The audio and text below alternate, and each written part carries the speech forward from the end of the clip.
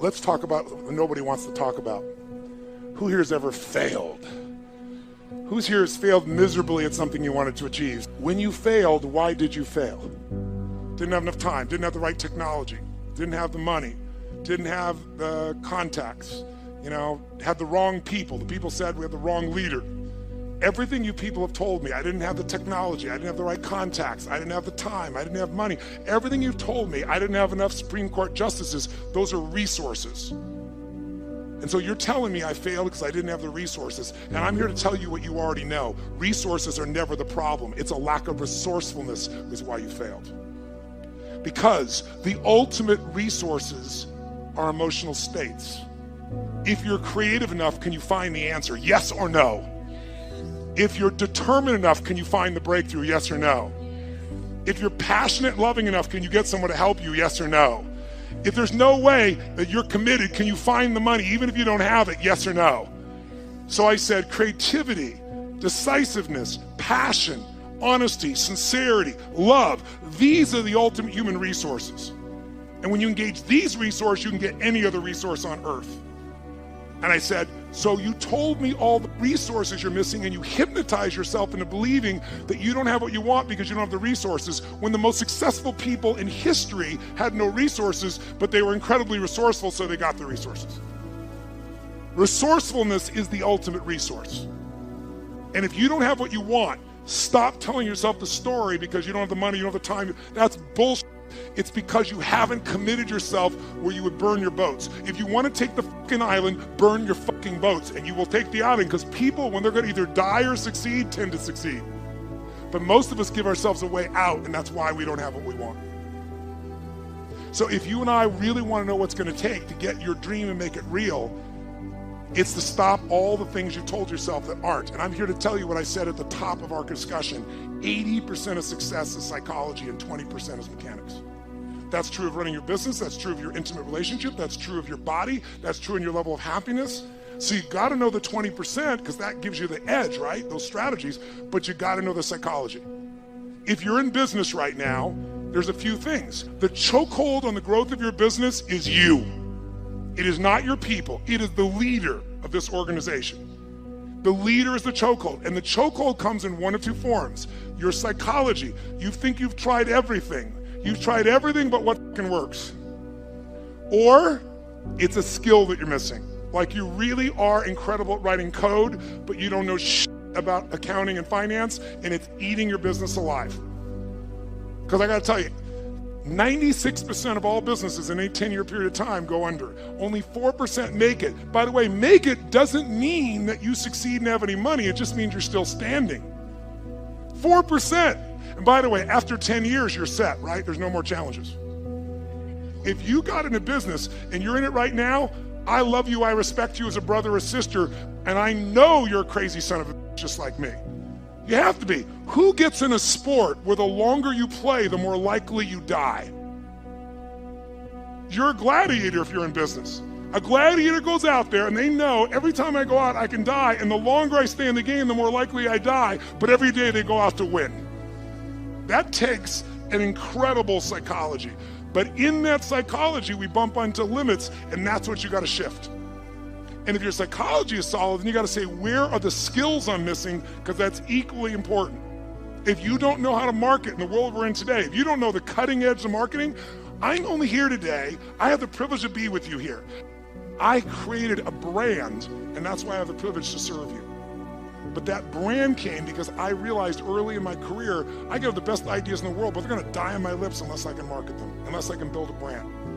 It is the most important thing today because the world is made up of commodities. The world is so competitive. If you're a commodity, if you're a race for the lowest price, you will be out of business within 10 years, probably more like 2 to 5. You have to have something that separates you from everybody else on earth, and until you find out that something, you will be stressed and you will be struggling. But everybody has it, or anybody can create it. That's my expertise. My companies, I started with 0. We do more than 5 billion with a B per year, my companies, combined. How the f did you do that when it's not even your focus? We all have a set of belief systems, different kinds of beliefs, about if something happens, then it means something else. So for example, do we have rules for like what people do if they love us? Yes or no? So if a person loves you, then they what? They respect you. And by the way, does this person also then have a set of rules for if you respect them, then you, and they have to look at them a certain way, don't raise your voice. If you respect me, then you don't raise your voice. If you respect me, then you tell me the truth. If you respect me, you follow what I'm saying here? And you know the problem is all these rules are unconscious. What else? If a person loves you, they what? Trust you. Good. If a person loves you, then they communicate. If a person loves you, then they compromise. Now some people's rules are, never in life do you compromise. To compromise is to give up your integrity.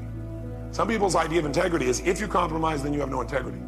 A lot of us have rules that are absolutely totally unfair to us. For example, my favorite program that I do is all on this destiny technology I developed, where I ask the question constantly, what makes people do what they do? And I started asking that question more intensely after a guy embezzled $250,000 from me, ran me $758,000 in debt. So I came up with all these incredible distinctions, and I refined them in the last 3 or 4 years by doing a research project. My research project is called Date with Destiny. What it is the most powerful program I do. I take only 100 people at a time. I've been doing this now for about 2.5 years. And before they even get there, I get about 18 pages from them on every emotion they ever feel, what triggers it for them, what they believe is most important in life, what they think their experiences of life were, and I analyze every single thing about this person I can. And we bring them in here and we find out what their core beliefs and values and rules are. Because that determines how you interpret your whole life, how you feel and what you do. And we change that, and it changed their whole life. So for example, if your highest value in life was security, you're gonna make decisions differently than if your number one value is adventure, right? Well, if you had somebody's highest value is security, the last one was adventure, one day you swap them. You think it might change their personality a little bit? Changes everything, everything. And we don't do it haphazardly, we find out what they want in their life, and then we make sure their values are consistent with what they want, because most people are being pulled in 2 different directions, right? They want to like be successful and they don't want to ever be rejected. Guess again. And most people are trying to meet 2 masters that can't be met, so they get pulled apart and they sabotage a lot of stuff. But the biggest challenge for people, I think, is their rules. Most people in life have wired their brain where it's really, really hard to feel good. Every upset you've ever had or you ever will have with another human being is a rules upset. You are not upset with a human being, you're upset with their rules, because you have a different set of rules. So every upset you've ever had with another human being has been a rules upset. And whether we get pain or whether we get pleasure in any moment is not based on what happens, but our giving ourselves that pain or pleasure based upon our rules. People don't have enough rules in their life for themselves. So for instance, I get out of bed in 10 minutes or less, doesn't matter. And I don't want to, that's why I have the rule. Because I went through, calloused your mind. Literally, I went through a period where I would lay in bed for 3 to 4 hours, awash in shame at my inability to get out of bed. And it just embarrassed me. And so I felt badly about myself. So I wanted to make a change. So I knew that I needed a bright line. So bright line, 10 minutes or less, you get out of bed. As soon as you realize you're awake, that's it. So, and the rule is more specific. It's like I have to have had at least 5 hours of sleep. But once you put the rule in place, then you just live by it. And that's how you earn credibility. Like right now, I don't feel the way telling you that I want to feel. This is a good moment. He's on my team. I'm pointing at him. This is a good moment. So I'm saying this and I don't feel good about saying it. Why? Because today, I don't know what happened. I got out of bed in 11 minutes. And I was so You literally pissed. Time it? Oh yeah. I mean, from waking up to actually physically getting out of the bed? Correct. My feet must be on the floor and I must be standing up before it ticks over into the 11th minute. And today, I don't know what happened. I was aware of the time. I knew I needed to get up. And for whatever reason, one of the minutes just went faster than I thought. When I looked back, I was like, damn it. And so I'm surprised you even made it here today then. Right? Yeah. So now this comes into like knowing how to handle something like that. Like if you totally fall apart because you don't live up to one of your rules, you're violating another one of my rules, which is don't do anything that doesn't move you towards your goals. So it's like, yes, it is a part of my identity to confess this. So because I'm talking about it, I want to say it now to an audience. It's the only thing that will allow me to reset and be able to feel good about it again, because I don't lie. When I miss it, I own it. Well, look, if your biggest problem is it took you 11 minutes to get out of bed, sadly, that's not 10, my biggest problem. This is a high quality problem. Right. Yes, very true. But my thing is people don't have the rules. And so I have other rules. For instance, I wear a size 32 pant. That's it. And so no matter what your waist is. No. I won't let my waist get out of line with that. So I use the pants as a way to guide. Now, I would go down if I got so lean that I was, a 31. That's not a problem. But I'm not going to allow myself to go up. And it's super tempting, like especially around Christmas. I don't try to hold abs through the winter. So during Christmas, like right now, I do not have abs. So, and I'm totally fine with that. I switch a different part of my mentality. During the holidays, my wife and I definitely celebrate with food. And it's amazing. And I love it the most. So, but if that celebration took me up to like 32s don't fit anymore, I got to cut back because I have a rule. So it's like, that's how I keep myself in a lane. I keep myself from getting into trouble. I know the things that I accept from myself and what I don't accept from myself. And it's all like stated. It's very clear. Stop doing the things that you know are wrong that you could stop doing. Right? So it's a fairly limited attempt. First of all, we're not going to say that you know what the good is or what the truth is in any ultimate sense. But we will presume that there are things that you're doing that for one reason or another you know are not in your best interests. There's something about them that you just know you should stop. They're kind of self-evident to you. Other things you're going to be doubtful about. You're not going to know which way is up and which way is down. But there are things that you're doing that you know you shouldn't do. Now, some of those you won't stop doing for whatever reason. You don't have the discipline, or maybe there's a secondary payoff, or you don't believe it's necessary, or it's too much of a sacrifice, or you're angry or resentful or afraid. Who knows? So forget about those for now. But there's another subset that you could stop doing. It might be a little thing. Well, that's fine. Stop doing it and see what happens. And what'll happen is your vision will clear a little bit. And then something else will pop up in your field of apprehension that you will also know you should stop doing, and that you could stop doing because you've strengthened yourself a bit by stopping doing the particular stupid thing that you were doing before. That just puts you together a little bit more. And you could do that repeatedly for an indefinite period of time. And that doesn't necessarily mean that you're going to ever be able to formulate a clear and final picture of what constitutes the truth and the good. But it does mean that you'll be able to continually move away from what's untruth and what's bad. And that's not a bad start. This is a very crucial concept for me and for virtually all of us.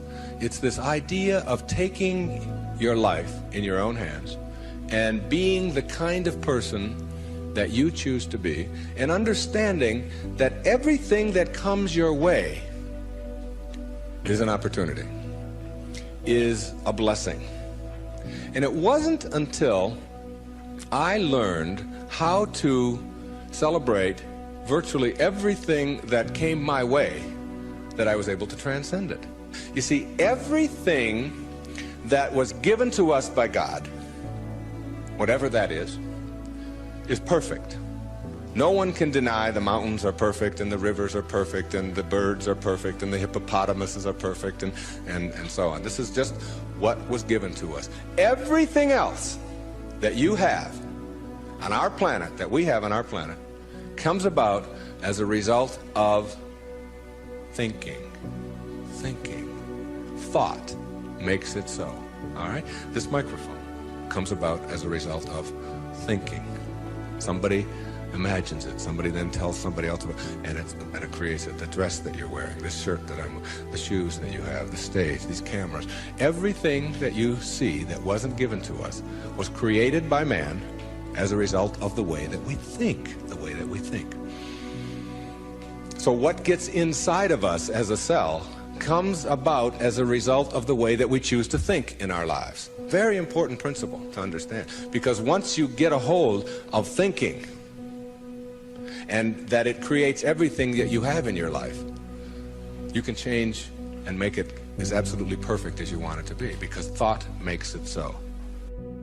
I started feeling like, I think everybody knows, I've moved my whole life on instinct. I feel like now it's time to let the show go. I feel like it's time to move on because I've grown as much as I can grow. When I've grown as much as I can grow in a space, that's my instinct to move.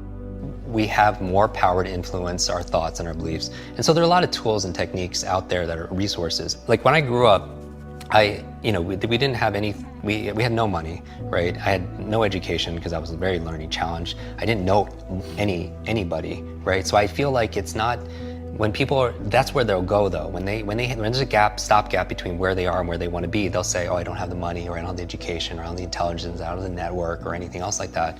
And what you know, as for all incredible success you've had and the value you've created for the world, is that it's not about resources, right? Because we know a lot of people who didn't have any resources that were able to impact the world.